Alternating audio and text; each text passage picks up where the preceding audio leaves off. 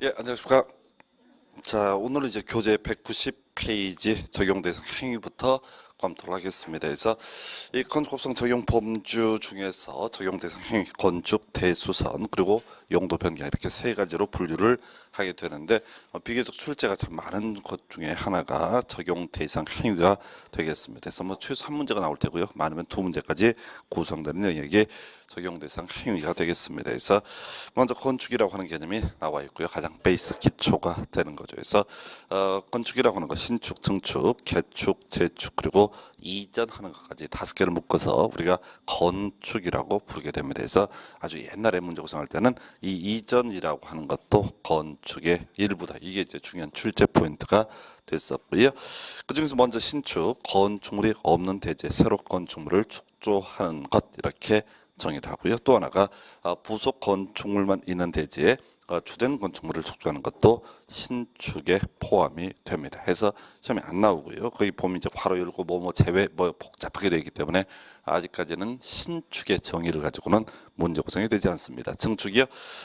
답은 아닌데 제일 많이 나오는 질문 중에 하나. 자, 기존 건축물이 있는 대지에서 건축 면적, 연면적 그리고 층수 또는 높이를 늘리는 것 이렇게 정의를 합니다. 그래서 이 건축 면적을 늘리는 것, 자 하늘 위에서 봤을 때 가장 넓게 펼쳐진 면적, 이걸 우리가 건축 면적이라고 부르게 됩니다. 그래서 연면적, 각층 바닥 면적의 합계 이렇게 봤었죠. 그다음에 층수 그리고 높이를 늘리는 거에서 지문을 구성할 때는 건축 면적을 늘리는 거, 연면적을 늘리는 거, 또 층수를 늘리는 거, 높이를 늘리는 것 이런 식으로 이제 풀어서 구성을 하고 있고요. 자, 개축이라고 하는 거, 자, 키워드 상당히 긴데, 자, 철거라고 하는 것이 키워드고요. 종전 범위 이내에서 종전 규모의 범주 내에서 다시 축조하는 것을 개축해서 이 개축은 옳게는 낼 수 없습니다. 지문 길이가 너무 길기 때문에 직접은 구성을 하지 않고요. 재축, 멸실의 종전 규모 이하 이렇게 해석을 합니다. 그래서 여기서 증축, 개축, 재축 요 세 가지의 공통적인 속성, 기존의 건축물을 전제로 하는 개념이 되겠고, 자 그다음에 옳게 낼 수 있는 거, 자 증축, 건축면적, 연면적, 높이, 층수를 늘리는 것, 그다음에 이제 또 옳게 낼 수 있는 것이 멸실의 종전 범주 이내, 이게 이제 재축 이렇게 해석합니다. 그다음에 이제 마지막이 이전이라고 해서요. 자, 건축물의 주요 구조부를 해체하지 아니하고, 첫 번째가 해체하지 아니하고, 두 번째 같은 대지 안에 다른 위치로 옮기는 것 이렇게 정의를 하는데, 자, 이 이전이라고 하는 것은 우리가 이제 문화재 같은 목조 건축물들을 생각을 하시면 좋습니다. 그래서 자, 이전이라고 하는 거 첫 번째가 주요 구조부를 해체하지 아니하고, 이때 앞에서 공부하실 때 주요 구조부, 내기, 바보, 지주 이렇게 6개를 묶어서 주요 구조부라고 설명을 드렸습니다. 그래서 자, 그러니까 어떤 건축물의 주요 구조부를 해체하지 아니한 상태에서 두 번째 요건 같은 대지 안에 다른 위치로 옮기는 것 이렇게 정의를 하고 있고요. 이걸 이름하여 이전에서, 자, 이전이라고 하는 것은 배경 지식이 좀 있어야 됩니다. 그래서 어떤 건축물이라고 하는 것이 존재합니다. 그래서 집안 붕괴 등이 발생이 돼서 건물이 무너질 위험이 있습니다 했을 때 요거요. 자, 주요 구조부, 내기, 바보, 지주는 건드리지 않고, 자, 밧줄로 동임해 가지고요. 이 건물을 그 대지 안에 다른 위치로 옮겨주는 것을 가리켜서 이전. 그래서 상식적으로 이제 이전이라는 게 가능하겠느냐라고 하는 거, 콘크리트 건축물에서는 인정이 되지 않습니다. 그래서 이전이라고 하는 것은 목조 건축물, 문화재 등에서 적용되는 기법이고요. 밧줄로 동임해서 끌고 가는데 이제 하루에 한 2cm 정도 당긴다고 그럽니다. 그래서 이게 이제 사람이 하는 게 아니라 기계를 통해서 천천히 움직여 가는 거 해서 시험용으로 이슈가 되는 것은 해체하지 아니하고, 그다음에 두 번째 같은 대지 해서 출제위원들은 이게 이제 뭔 소리인지 모르겠으니까 그런지 해체하여라고 말장난을 치거나 또는 같은 대지를 다른 대지 이런 식으로 이제 말장난하는 형식으로 문제 구성을 하고 있습니다. 그래서 이렇게 해서 5개 신축, 증축, 개축, 재축 그리고 이전까지를 묶어서 건축 이렇게 정의를 하게 될 것이고, 이 중에서 자 단독으로 답을 뽑았던 질문은 아무래도 확률성 높은 것이 이전이라고 하는 개념이 되겠습니다. 그 다음에 이제 신축, 증축, 개축, 재축의 관계, 앞에서 이제 설명드렸던 내용을 다시 이제 경우의 수를 따지게 되는 건데, 일단 외웠던 거 가지고 대입을 해야 되죠. 철거의 종전 규모 이하라고 했던 거, 요게 이제 개축이라고 그랬습니다. 그래서 경우의 수가 전부 철거하고 종전 규모 이하라고 하는 것도 있겠고, 일부 철거하고 나서 종전 규모 이하라고 하는 것도 개축이 되는 것이고요. 또 하나가 멸실의 종전 규모 이하가 되면 재축이래 봤거든요. 그래서 전부 멸실의 종전 규모 이하라든가 일부 멸실의 종전 규모 이하라고 하게 되면 이걸 우리가 재축이라고 부르게 됩니다. 그래서 이거 외우실 때 그냥 다 뭐 전부 철거의 종전 규모 초과 이런 식으로 가면 어렵고요. 자, 철거의 종전 규모 이하하면 개축, 멸실의 종전 규모 이하하면 재축. 일단 뼈대 잡아주시고 한편 일부 철거나 일부 멸실이 된 상태에서 종전 규모를 초과해서 축조를 하게 되면 이걸 우리가 증축이라고 부르게 됩니다. 그리고 전부 철거나 전부 멸실이 된 상태에서 종전 규모 초과해서 축조를 하게 되면 이걸 우리가 신축이라고 해서 뭐 경우수를 한번 따졌던 그런 문제가 있었어요. 그래서 이렇게 자, 건축의 기본 정의하고요. 그다음에 신축, 증축, 개축, 재축의 관계, 특히 시험용으로는 이전이라는 것이 주연 출제 이슈가 되고 있습니다. 자, 근데 요즘에는 이제 이 문제를 구성할 때 과거에는 건축만 가지고 지문을 구성하다가 요즘에 유행은 건축과 대수선을 비교한 형태 문제가 주로 출제가 되고 있어요. 그래서 자, 지금 이제 적용 대상 행위로서 대수선이라고 하는 것을 검토를 해야 되는데 일단 정의 자체가 대수선, 건축물의 기둥부, 내력벽, 주, 계단 등의 구조나 외부 형태를 뭐 수선, 변경, 증설하는 것 등으로서 나와 있는데 일단은 그 포인트가 바로 내력벽, 기둥, 그다음에 주 계단 이런 것들이 이제 앞에서 논의했었던 주요 구조부 등과 관련이 되는 거죠. 그래서 이 대수선이라고 하는 개념은 되게 많이 뜯어고친 것을 대수선이라고 부르게 될 것이고요. 그래서 자, 이 예시값이 보통 이제 주요 구조부 등을 손보는 걸 이걸 우리가 대수선이라고 부르게 될 것이고 이 대수선이라고 하는 거 방치하게 되면은 큰 사고가 날 수가 있습니다. 안전에 문제가 될 수가 있습니다. 그래서 우리 법에서는 소위 이제 대수선이라는 개념을 만들어내서 기본적으로 허가 일정한 경우에 신고 등을 하는 그런 구조로 되어 있고요. 한 페이지 넘어가서 이제 대수선의 범주 라고 하는 것을 보게 되면 그래서 제일 중요한 게 증축, 개축, 재축에 해당하지 아니하는 것이라는 것이 제일 중요한 키워드예요. 거기 이제 9개 대수선의 정의가 나와 있는데 어떤 행위라고 하는 것이 이 9개 중에 어느 하나에 해당이 되고 자 혹은 증축에 해당이 되면 그때는 증축으로 해석을 합니다.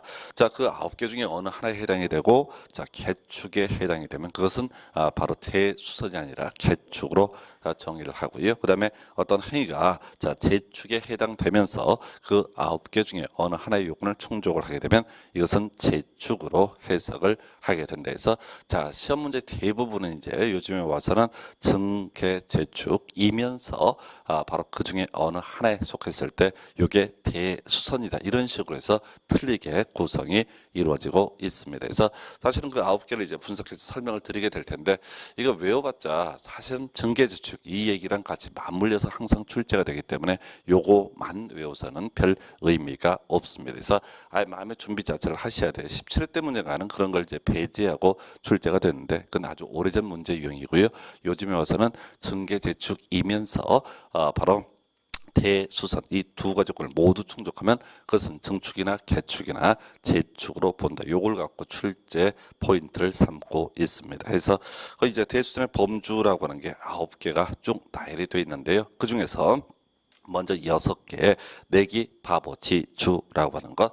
자, 우리 앞에서 주요 구조부 안전과 직결되는 부분이었었고요. 1번 지문에 일단 내력벽, 2번 지문에 기둥이라고 하는 거 나와 있고요. 3번 좀 특이한 건데 자 바닥이라고 하는 게 키워드. 그다음에 네 번째 지문이 보라고 하는 거, 다섯 번째 지붕틀, 여섯 번째 주 계단 해서 일단 뭐 디테일한 내용 그다음 문제고 내기 바보 지주, 증설액체 그리고 일정 규모 이상 수선 변경하는 것 등을 소위 대수선이라고 해석을 하게 됩니다. 바로 안전과 직결되는 부분으로 보고 있고요.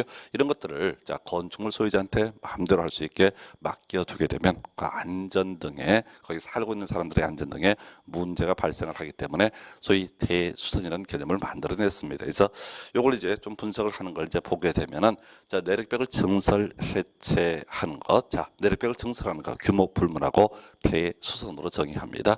내력벽을 해체하는 거 규모가 얼마가 됐든 해체는 무조건 대수선으로 정의하고요.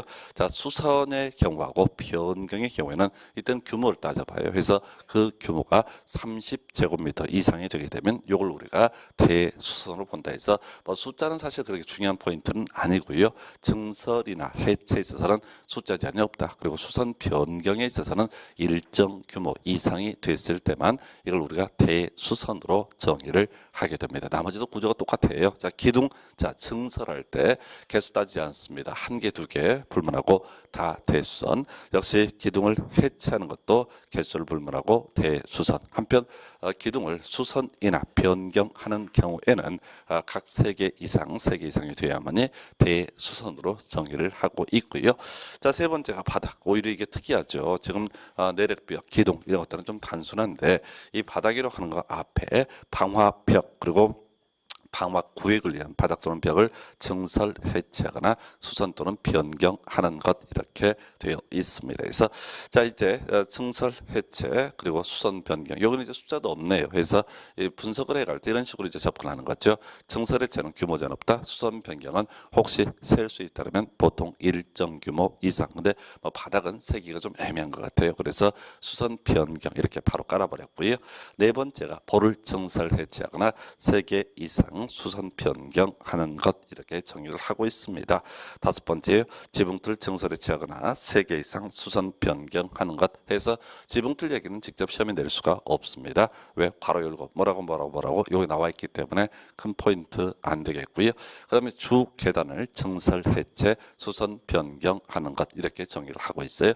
해서 일단 제일 기초가 되는 게 내기 바보지주 증설 해체 또는 일정 규모 이상의 수선 변경 등에 대해서는 어떻다? 대수선으로 본다. 이게 이제 수험생 입장에서 제일 첫 번째 공부하는 단계예요. 그래서 이런 것들은 답이 되지 않습니다. 오히려 여기서 이슈가 되는 것은 그 6번째 항목 중에서 피난계단, 특별 피난계단을 증설해체 수선 변경하는 것, 즉 주요 구조부는 아니지만은 피난계단을 손보게 되면 또는 특별 피난 계단을 손보게 되면은 자 안전에 문제가 발생이 돼서 거기 살고 있는 사람들의 안전과 직결되는 그런 문제가 발생할 수 있다고 보는 것이고요.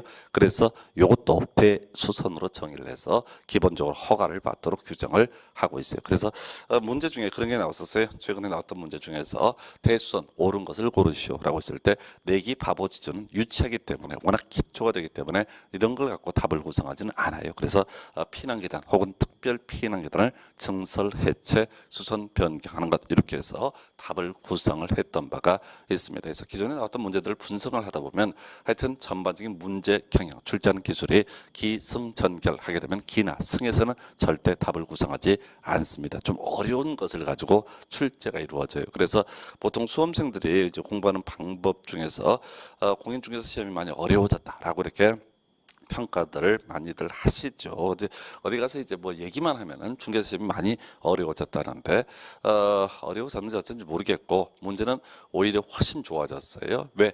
예외라든가 특이한 경우만 가지고 답을 구성을 하기 때문에 분석이 되게 되면 답 고르기 진짜 편해요. 옛날에는 무작정 내기 바보죠. 줄줄 다 외워야 되는 그런 문제가 발생이 됐는데 요건 이제 한번 듣고 이해하시면 다행이고 시험 문제는 피난계단, 특별 피난계단을 증설해체 수선 변경하는 거. 자, 피난계단 그리고 특별 피난계단 요거 뭐 하는 거냐면은 이런 얘기죠. 과거에는 옛날에 그냥 한 30년 전이라고 생각하면 좋겠습니다. 자, 건물 지을 때 출구 한 개만 있어도 법상 허가가 나왔습니다. 그런데 지금에 와서는 그게 이제 출구를 하나만 두게 되면 화재 등이 발생했을 때 대피할 통로가 없어서 무조건 건물을 지을 때는 최소한 출구를 2개를 확보를 해라. 이게 이제 기본적인 틀이 돼요. 물론 이제 법에서는 저 이제 다중이용 건축물 이런 표현을 쓰게 되는데 일반적으로 건물 지을 때 출구를 2개 이상 확보를 해야 된다. 그래서 뭐 어떤 건물을 가든 엘리베이터 있으면 꼭 비상계단 이런 것들이 준비가 되어 있습니다. 그래서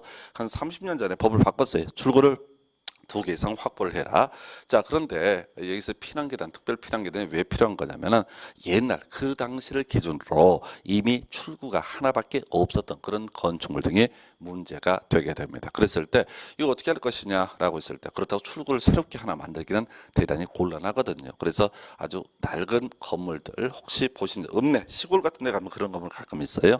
어떤 경우 자 그 건물의 외벽에다가 철제 계단을 설치해 놓은 경우 등이 있을 수가 있습니다. 그게 바로 피난 계단 혹은 특별 피난 계단에 해당이 되는 것이고요. 그래서 자 화재 등이 발생하게 되면 자 새롭게 출구를 만들 수는 없으니까 그 철제 계단을 타고 내려와라 이런 식의 논리 구조가 피난 계단 특별 피난 계단에 관한 개념인데 이게 이제 만약에 자 실제 있었던 사건인데요.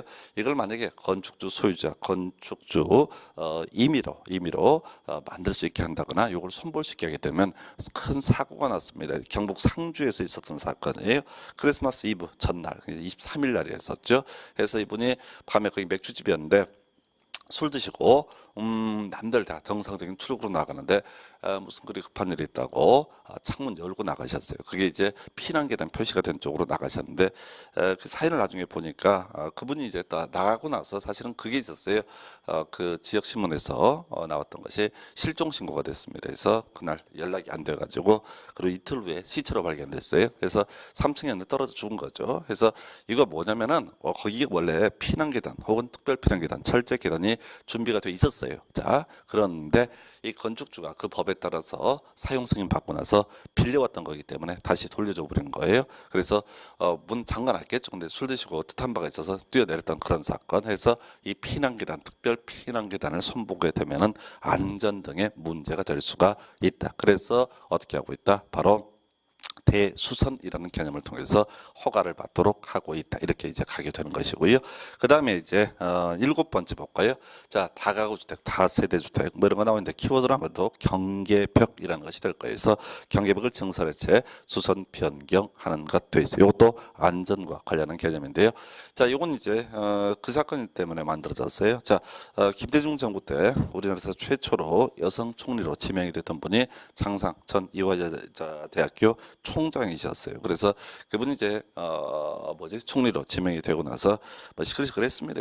여러 가지 이제 어떤 비리 이런 것들이 초점이 됐었는데 뭐 사실 거의가 다 빠져나갔어요. 그 이제 오해다 뭐 이런 식으로 해서 빠져나갔는데 그 당시 이제 국민들한테 씨알이 안 먹혔던 사건이 바로 이 경계벽 텄던 사건이에요. 그래서 그 당시에는 이 건축법에서 이런 내용을 규정을 해놓고 있지 않았었고요. 그래서 그 당시만 하더라도 형편이 좀 되시는 분들은 한 60평짜리 또는 70평짜리 연립 이런 것들을 두 채를 삽니다. 그래서 중간을 트고 지냈던 사건들이 많았었고요. 형편 되는 분들은 다 그렇게 살았었어요. 왜냐면 120평짜리 집이 없으니까 분양이 안 되니까. 근데 그 양반이 그 이제 남편이 역시 교수다 보니까 뭐 책이 많이 저장할 공간이 필요해서 그랬었는데 어쨌는지 모르겠는데 하여튼 두 집 트고 지냈던 사건이 있었고요. 그래서 국민 감정상 아예 허용이 안 됐던 그런 사건. 그래서 이제 옷 벗었던 사건이 있는데 그 이유로 이 경계벽 손보게 되는 것을 건축법에서는 소위 대수선이란 이름으로 정의를 하고 규제를 하게 됩니다. 그래서 하여튼 뭐 사연들이 많은 조항들이에요. 자, 그다음에 이제 8번째. 그래서 1번부터 지금 7번까지가 결국은 다 뭐와 관련돼 있다? 안전과 관련돼 있다 해서 내기, 바보, 지주 등 나왔었고요. 그다음에 경계벽을 손보는 행위까지가 대수선으로 정의를 합니다. 그다음에 8번째. 자, 또 한때 유행했던 지문인데 미관지구내에서 외부 형태를 변경하는 것. 이때 외부 형태 범죄는 담장도 포함이 되게 된다. 이렇게 되어 있습니다. 그래서 자, 사실은 대수선만 가지고 출제할 때 가장 많은 답을 뽑았던 것이 미관지구 내에서 외부 형태를 변경하는 것. 자, 그래서 우리 앞에서 건축법의 입법 목적이라고 하는 게 건축물의 안전, 미관이라는 개념을 논했었고요. 그래서 1번부터 7번까지는 안전과 관련한 개념, 그리고 8번은요 미관과 관련한 개념. 출제자는 안전은 쉽다고 보는 것이고 미관을 가지고 포인트를 삼았던 바가 있습니다. 그래서 이렇게 8개가 바로 전형적인 대수선이라는 개념이 되게 될 것이고 그 9번째 새로 나오는데 보지 마요. 8개 외우는 것도 힘드니까.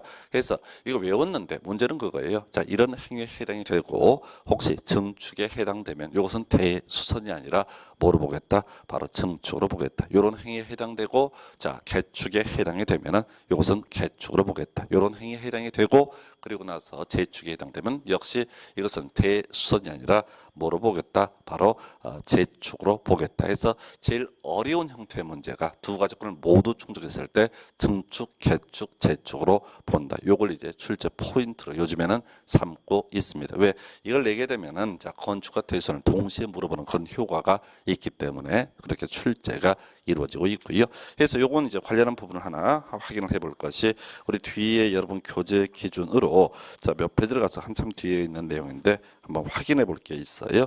자 이런 대수선 기본적으로 허가 받아야 되는데요. 신고만 해도 되는 경우가 있습니다. 여러분 교재 224페이지 가서 보시게 되면 신고 대상 건축 및 대수선이라는 개념이 나열이 되어 있습니다. 그래서 자 기본적으로 건축도요. 그다음에 대수선도 허가를 받는 것이 원칙입니다. 예, 그런데 이 건축 그리고 대수선 중에서 사실 좀 사안이 경미한 것에 대해서는 신고하게 되면 허가를 받은 것으로 본다라고 이렇게 되어 있어요. 그래서 거기 보면은 이제 대수선이라고 신고 대상 건축이라고 해서 자 세 가지 연 면적 합계 자 100제곱미터 이하인 건축물의 건축, 그다음에 높이 3m 이하의 증축, 요게 쉬운 거고 2층 이하인 건축물로서 바닥 면적 합계 85제곱미터 이내의 증계 재축이라고 하는 건 나왔습니다. 그래서 앞에서 건축이라는 개념, 신축, 증축, 개축, 재축, 이전이라고 하는 개념을 설명을 드렸었는데 그 중에서 요 세 가지는 신고 대상 건축으로 나열을 합니다. 물론 우리 실제 법조문에는요 이거 말고도 한 4개인가가 더 있어요. 근데 그건 너무 길어서 한 번도 시험에 나오지 않았었고요. 자 건축 중에서 신고 대상 요 세 가지 외워두셔야 되고요. 그 다음 지금 여기 온 이유는 지금 대수선이라고 하는 거 기본적으로 허가를 받아야 된다. 건축과 똑같습니다. 그런데 신고하면 허가를 받은 것으로 보는 케이스가 7개가 있어요. 근데 자 시험에 주로 지금까지 나왔던 것은 첫 번째 항목입니다. 3층 미만이고 200 미만인 건축물의 대수선. 다시요. 자 내기, 바보, 지주 등을 건드리거나 등등등 미관에 문제가 발생하는 경우 이걸 우리가 대수선으로 규제를 하게 됩니다. 그래서 대수선을 하기 위해서는 기본적으로 어떻게 하라? 이때는 허가를 받아야 된다. 근데 이 대수선 중에서 신고만으로도 가능한 케이스가 있다고요. 어떤 건축물? 자그만 건축물, 바로 3층 미만의 200 미만인 건축물. 이게 뭐라고요? 소규모 건축물 얘기합니다. 그래서 이런 소규모 건축물에 있어서 자 이렇게 자 소규모 건축물의 대수선이라는 것은 일률적으로 어떻다? 신고로서 가능하다 해서 3층 미만의 200 미만인 건축물 요걸 이제 문제 구성할 때는 지금까지 똑같이 냈었는데 180제곱미터이고 2층인 건축물 해서 2층인 건축물이면 3층 미만에 해당되고 180제곱미터이면은 200 미만에 해당이 되게 됩니다. 그래서 이런 소규모 건축물의 대수선이라고 하는 것은 신고를 하면 허가를 받은 것으로 본다. 이렇게 가게 될 것이고요. 그리고 또 하나 이제 2번부터 7번까지 6개가 있어요. 우리가 이제 외워왔던 거 내기, 바보, 지주 이런 것들 나오고 있다는데 여기서 논의의 포인트는 수선이라는 게 키워드예요. 앞에서 대수선을 논함에 있어서 내기, 바보, 지주 등을 증설하는 거, 해체하는 거 다 대수선이었고요. 수선하는 거, 그다음에 변경하는 것의 경우에는 보통 일정 규모 이상이라는 요건을 충족을 해야 된다라고 이렇게 정의를 했었거든요. 근데 6개 수선이라고 하는 것은 자 무조건 다 어떻다? 신고 사항으로 해석을 하고 있습니다. 아직까지 한 번도 안 나왔어요. 법 개정되고 나서는 여기 한 3년 됐는데 아직은 출제가 되지 않았었는데 다시 자 대수선 정리하겠습니다. 자 대수선 증계재축에 해당되고요. 해당되지 아니하고 내기, 바보, 지주 등을 건드리고 경계벽을 건드리고 미관지구에서 외부 형태를 변경하는 것 등 이런 것들을 우리가 대수선이라 부르게 되는데 이런 대수선을 하기 위해서는 기본적으로 허가를 받아야 된다. 이런 전제에서 자 3층 미만이고 200 미만인 건축물의 대수선 얘기하고요. 그 다음에 수선 6개 수선이라고 하는 것은 신고 하게 되면 허가를 받은 것으로 본다까지 미리 땡겨 설명드렸어요. 그래서 사실은 이런 것들이 그렇게 중요한 출제 포인트는 되지 않습니다. 신고 대상 건축도 그렇고 신고 대상 대수선도 그렇고 그냥 던져주는 지문의 전형이에요. 그런데 이런 내용들이 지문에 뜨게 되면 외우지 않고 있으면 사람들이 좀 당황하는 영역이라서 미리 땡겨서 설명을 드렸고요.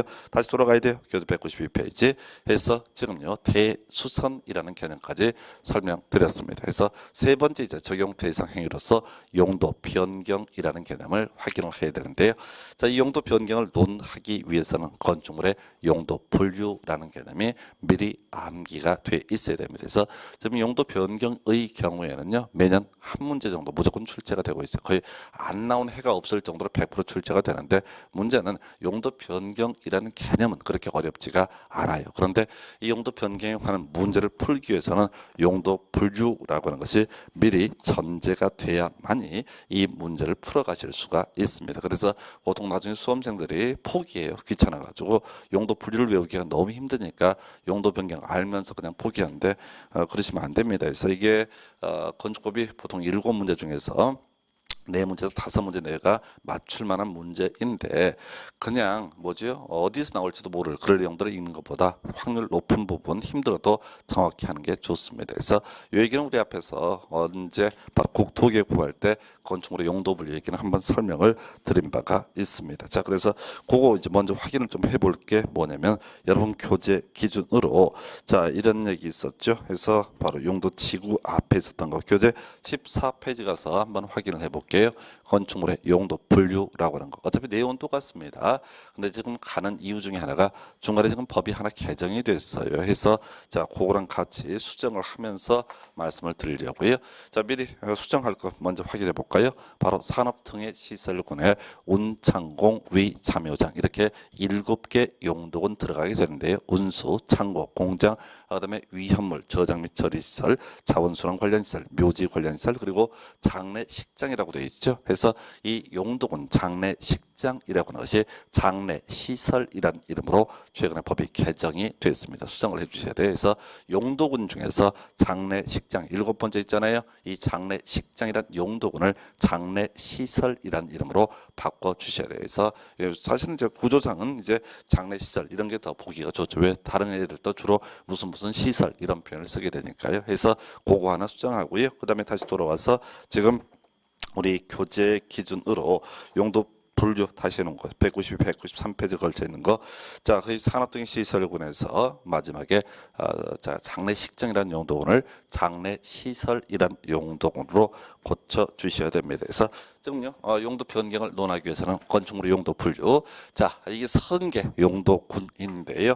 이 30개 용도군 안전도에 따라서 9개 시설군으로 구분을 하게 됩니다. 그래서 자, 건축물의 종류라고 하는 거 수천 가지예요. 근데 국가에서는 어떤 규제 편성을 위해서 30개 그룹으로 분류를 하고 있고요. 이 30개 그룹은 다시 안전도에 따라서 9개 그룹. 그래서 시설군 기준으로 봤을 때 위에 있을수록 안전도가 높다, 밑에 있을수록 안전도가 약하다, 이런 뉘앙스를 가지고 있습니다. 그리고 이거는 이제 합리적으로 설명되는 부분이 아니에요. 그래서 이 건축물의 용도군이라고 하는 시설군과의 관계를 따져묻게 되면 이렇게 시간의 흐름에 따라서 용도군이 왔다 갔다 합니다. 그래서 예를 들어서 아까 문제 삼았던 장례식장 같은 경우 과거에는 자, 그 밖에 시설군에 속해 있던 적이 있었어요. 그러다가 갑자기 두 번째 시설군인 산업등의 시설군도 올라온 상태예요. 그래서 이 순서가 막 뒤죽박죽이에요. 역사를 보게 되면 이리 갔다 저리 갔다 그냥 지들 마음대로 하고 있는 그런 느낌을 받게 돼요. 그래서 이게 왜 합리적으로 설명하기가 곤란한 부분이니까 그냥 기계적인 암기가 필요한 부분이 되겠습니다. 그래서 자, 지금 용도 변경 관련해서 용도 분류를 먼저 봐야 되는데, 자, 먼저 그 얘기부터 먼저 하십시다. 우리가 이제 공시법 이런 얘기랑 같이 이제 맞물려 가고 나중에 공인중개사법 요거랑도 같이 맞물려 갈 내용인데, 자, 우리가 어떤 부동산에 관한 공시수단, 소위 이제 대장이라고 하는 개념과 등기부라고 하는 개념이 존재합니다. 그래서 어떤 부동산에 관한 사실관계를 공시하는 수단, 주로 대장 이렇게 부르죠. 그래서 공간정보법에서는 토지대장, 임야대장이라고 하는 것을 예시를 하고요.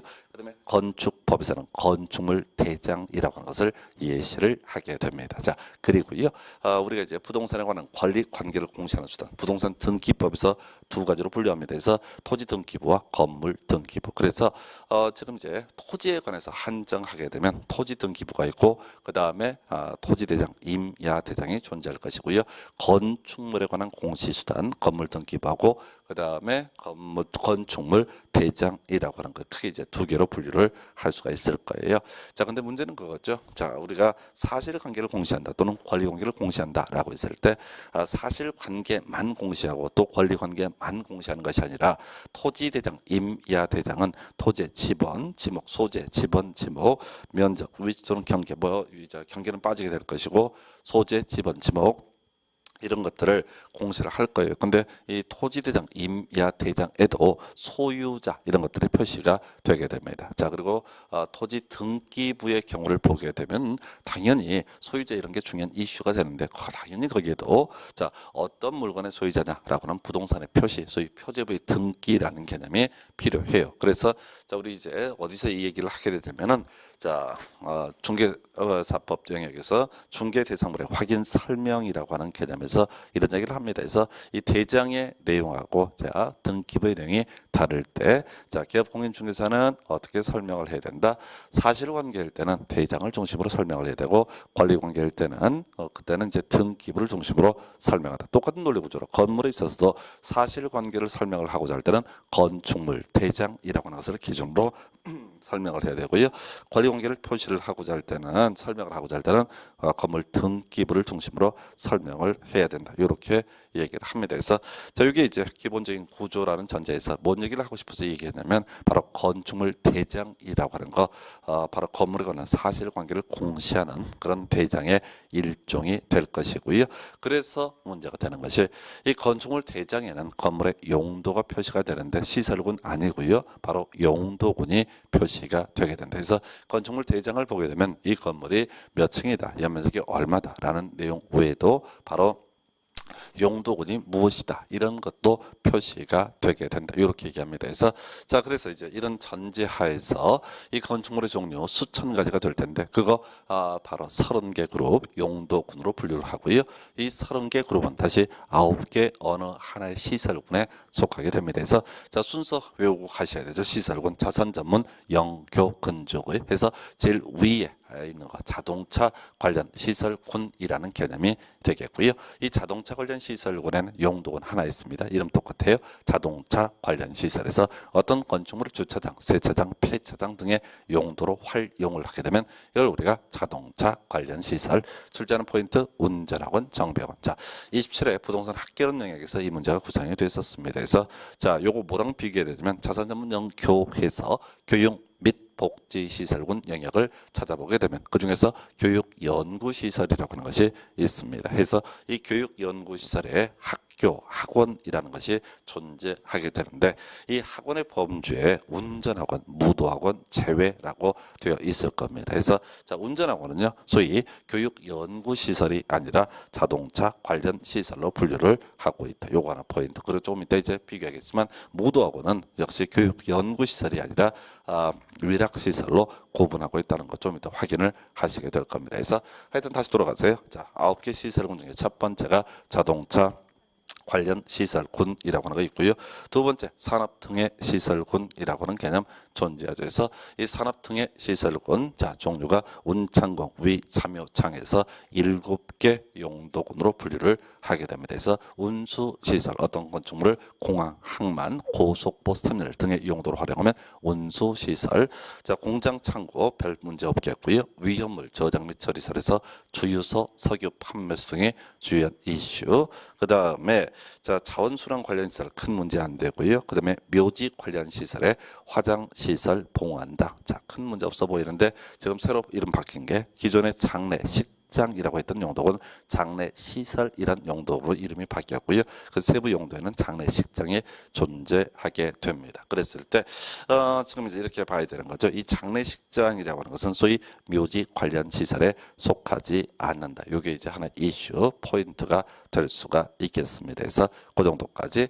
세 번째 시설군요. 자, 전기 통신 시설군에서 좀 쉬워요. 전기 관련해서 발전 시설, 통신 관련해서 방송통신시설에서 발전시설에는 발전소 등, 그 다음에 방송통신시설, 방송국 등 큰 문제가 되지 않을 것이고요. 그 다음에 네 번째 시설군, 문화 및 집회시설군이라고 하는 것도 있습니다. 그래서 이 문화 및 집회시설군에는 자, 일단은 이 첫 번째 용도군 문화 및 집회시설, 종교시설, 위락시설, 관광, 휴게시설 이렇게 네 가지로 분류를 할 수가 있는데요.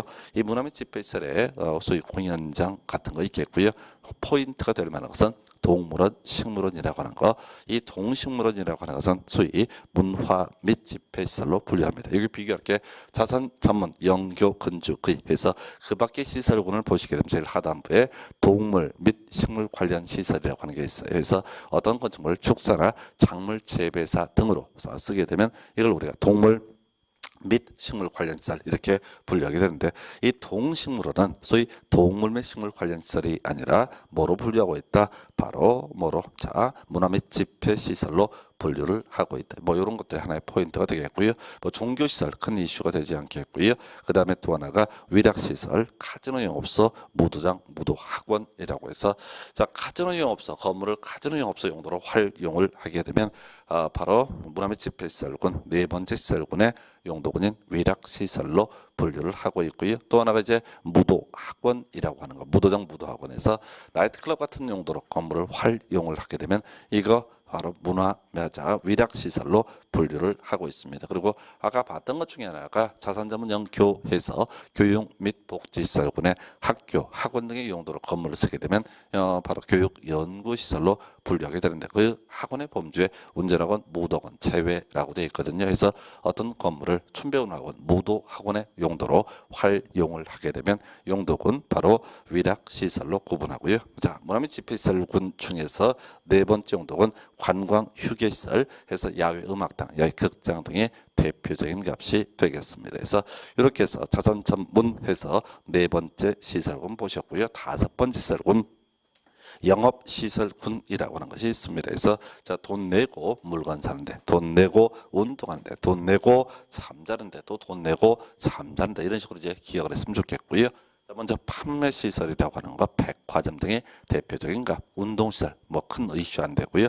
그 다음에 숙박시설, 호텔과 콘도라고 하는 것들이 숙박시설의 대표값이 될 것이고, 요거 비교해서는 유스 호스텔이라는 개념과 비교를 하셔야 됩니다. 그래서 자산 전문 영교회에서 교육 및 복지시설군 영역을 보게 되면 교육 여자 수련시설이라고 하는 개념에 바로 유스 호스텔이 포함이 됩니다. 그래서 어차피 사실 유스 호스텔이 됐든 뭐 모텔이 됐든 호텔이 됐든 다 잠자는 데인데, 이 유스 호스텔은 수련시설로 분류하고 있고, 호텔, 콘도라고 하는 것은 바로 영업시설군의 숙박시설로 분류를 하고 있습니다. 그리고 이름이 겁나 긴데요. 다중생활시설이라고 하는 거, 과거에 고시원으로 분류가 됐던 개념을 현행법에서는 다중생활시설로 나열하고 있습니다. 그래서 이렇게 자, 판매, 운동, 숙박 그리고 다중생활시설이란 용도군 이렇게 네 개로 구분을 하고 있는 것이 바로 영업시설군이 되겠고요.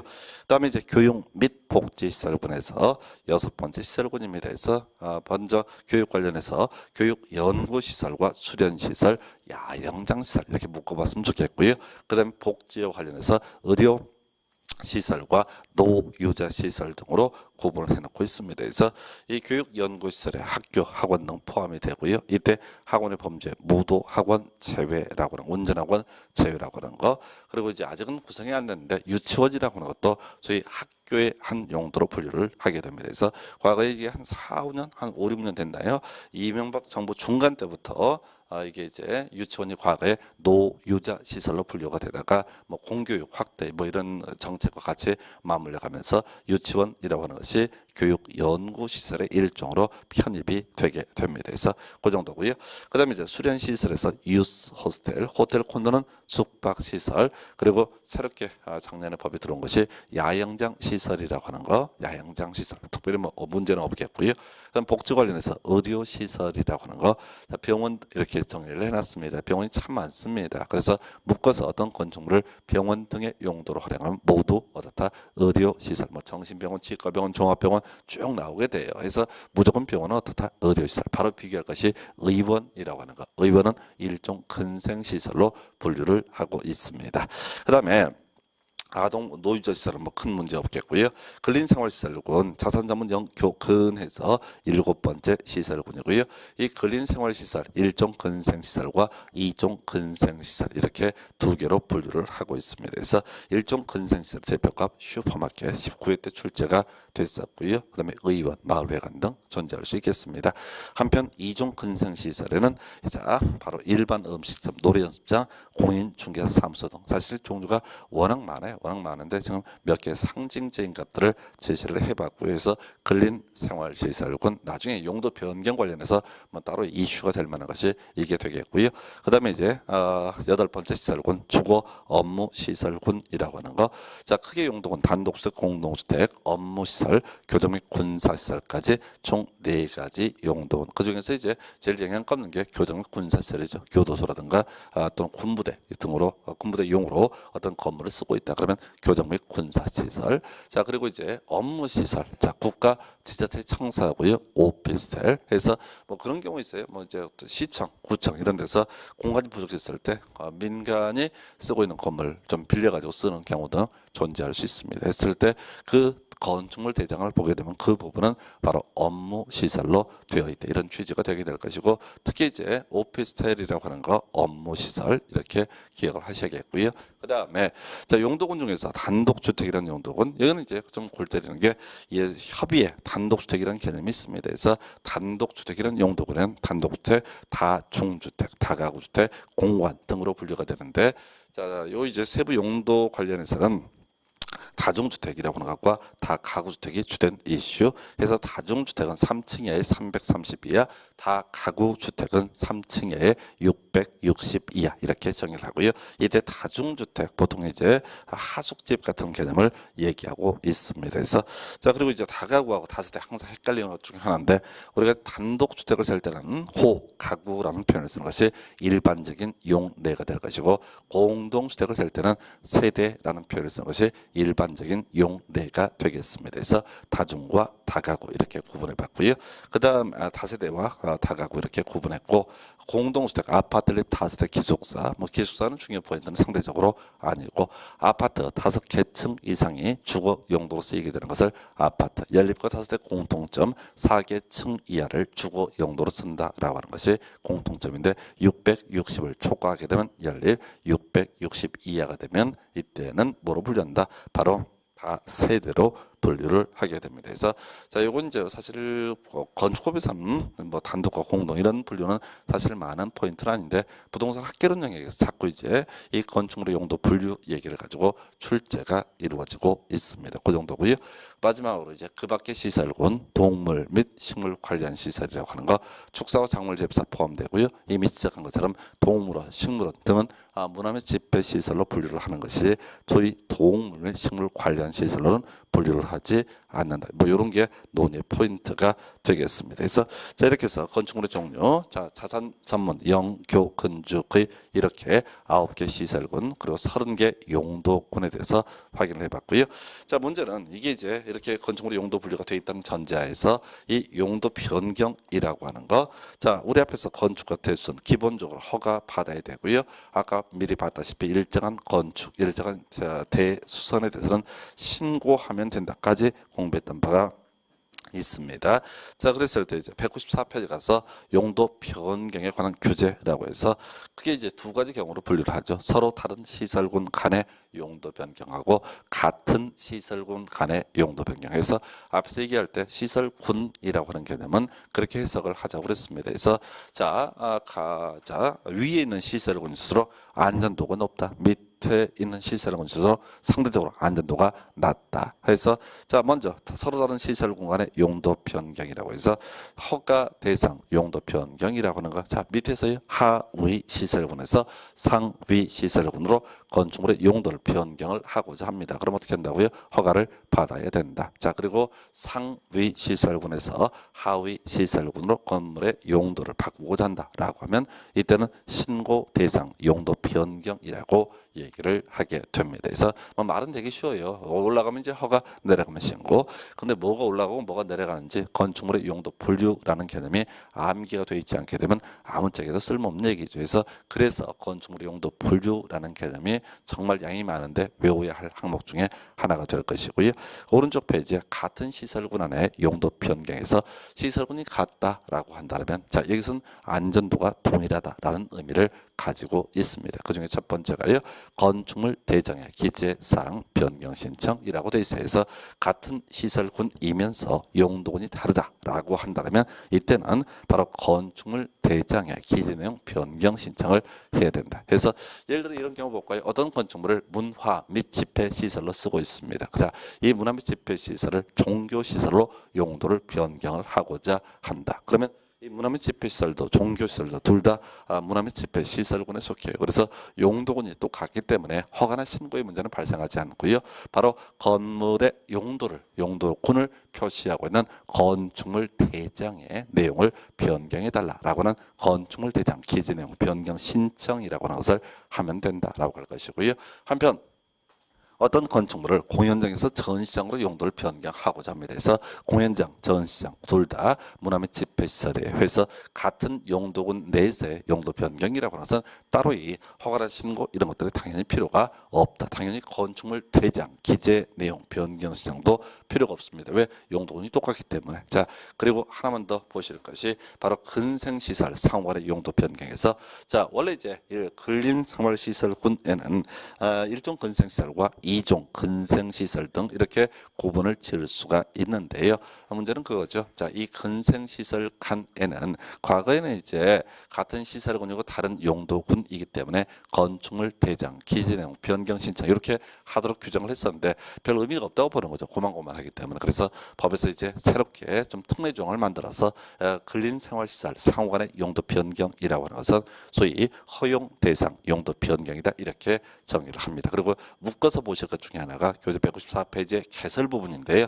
시군구청장입니다. 지금 건축물의 용도 변경할 때 허가를 받는 경우도 있고 신고를 하는 경우도 있고 또 건축물 대장 기재 내용 변경 신청을 하는 경우도 있는데 이거 누구한테 허가를 받고 신고를 하고 또는 건축물 대장 기재 내용 변경 신청을 할 것이 있을 때 시군구청장이에요. 그 이제 법조문엔 특별자치시장, 특별자치도시장 있는데 필요 없고 시험용으로는 시군구청장. 여기 왜 문제가 되냐면은 나중에 건축의 경우에도 허가권자가 시군구청장이 기본인데요. 특별시장, 광역시장 등이 허가를 해주는 경우가 존재합니다. 그리고 아까 대수는요. 기본적으로 시군구청장이 허가권자인데 걔는 예외 없이 시군구청장한테 허가를 받거나 뭐 신고 이런 구조로 되어 있고요.